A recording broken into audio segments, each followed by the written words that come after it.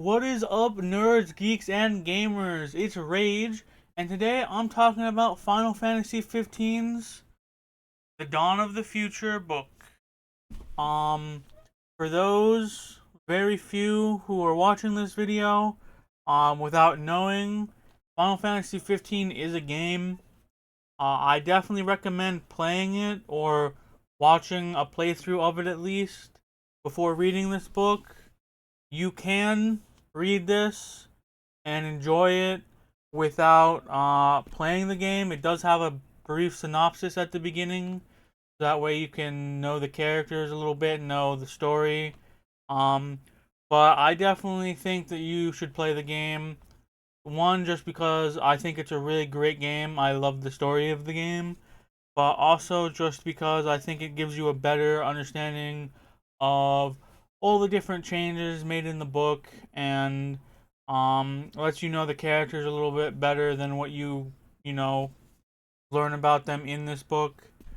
So yeah, for people who don't play the game or haven't watched the playthrough, I think this book is a 7 out of 10. I really enjoyed it. Like I said, it gives you a brief synopsis at the beginning so you can understand what's happening, and I think it's a good enough understanding for you to be able to enjoy this book. For people who played the game, I think this is probably going to be more like an 8 or 9 out of 10. Um, Simply because I think that this is how the series, how the game should have gone. Um, from my understanding, they turned the planned DLCs into this book.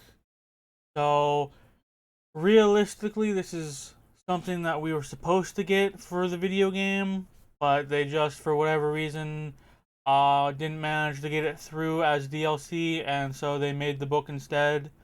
Um, I'm not gonna pretend like I hated the original ending. This is spoiler territory from here on.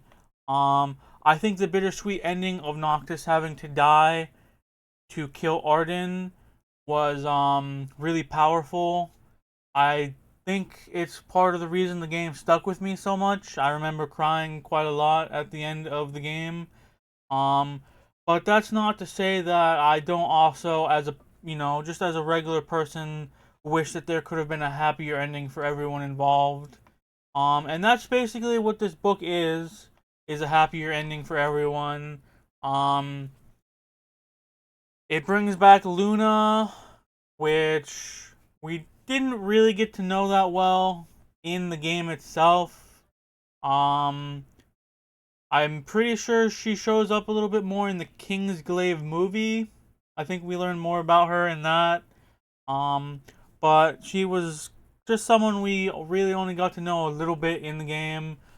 So the fact that this book brought her back was very interesting. Obviously, it's basically the whole reason everything was able to change in the first place.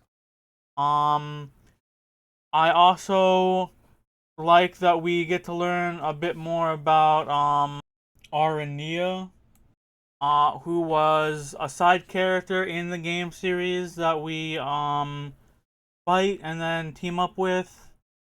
She was pretty darn cool in my opinion. I love her spear weapon thing. She just has a really sick ass design. You get to learn more about Arden and his backstory. Um, as far as I know, there is an anime for him that you can watch that also explores his backstory. But as someone who hasn't seen it, this book does a really good job of exploring his backstory. You get to learn a lot more about why he is the way he is in the game. Which, to be honest, I can't say I blame him insofar as he is right to be angry with the gods and even with the Lucius bloodline that Noctis has. I don't agree with him taking it out on all the innocent people of the world, but it is understandable why he turns out the way he does. I loved him even in the original game before I really knew most of his backstory. But after learning his backstory, I love him way more. Like, he's such a great villain. Um, and this book, even though I wish he could have had a happier ending than he got, I'll preface that.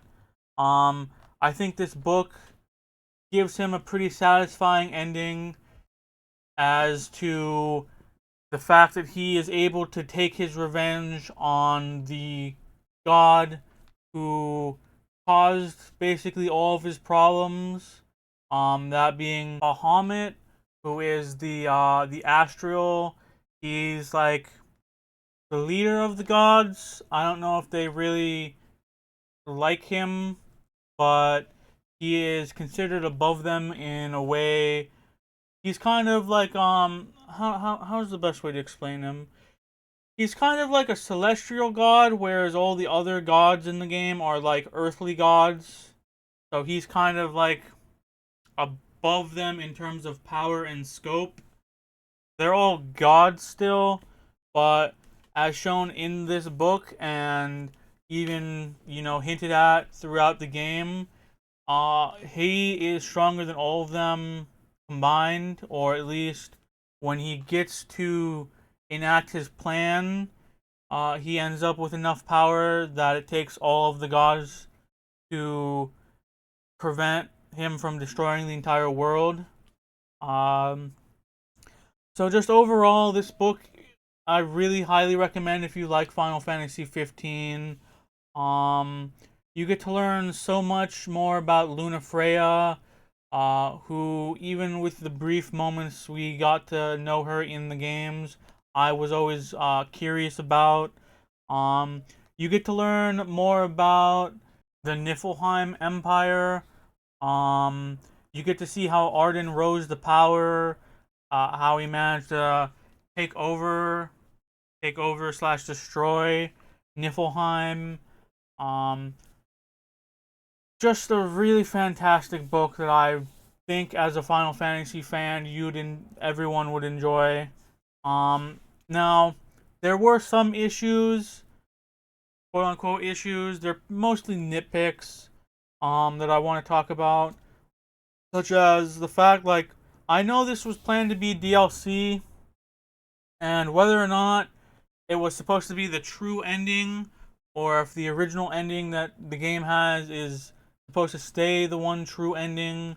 Um, I do wish the way things happened that made that that alternated the timeline um would have been a little more thought of, a little more well thought out.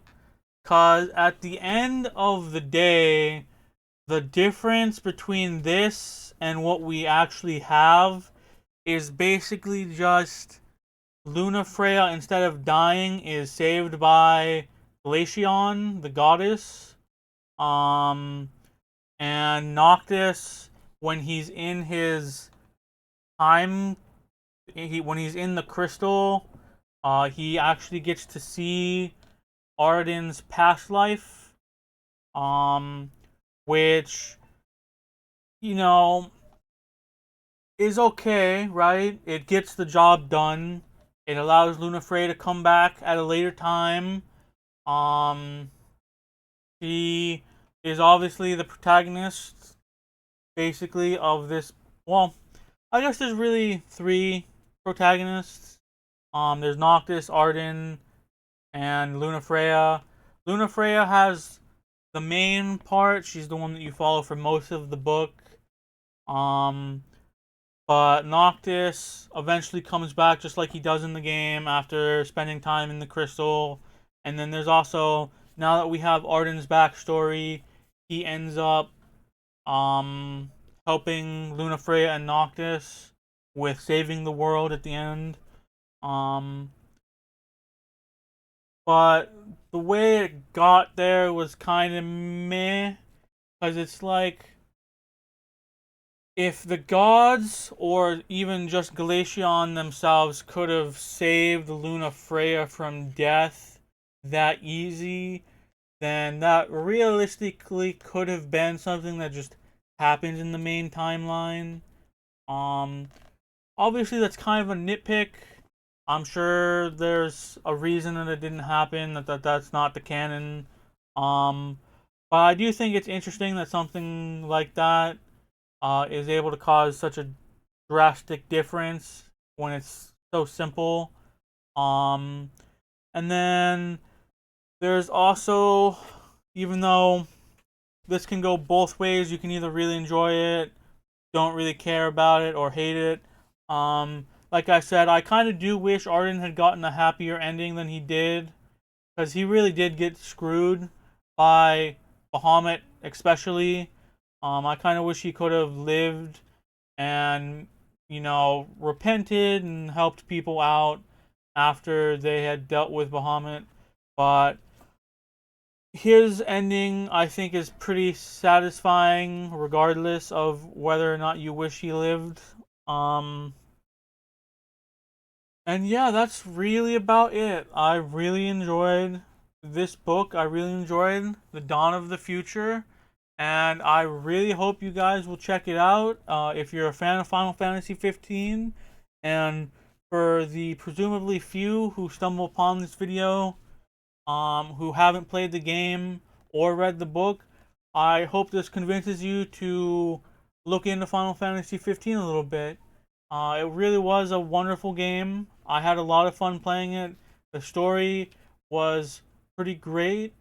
Um, and I think, despite all the things that the game went through during development, that it turned out pretty good. And it has a movie. It has, like I said, I'm pretty sure they made a small anime for Arden. It has this book. You have the game. I think there's a lot here for people to enjoy. So with that being said, I'll see you guys later. Peace.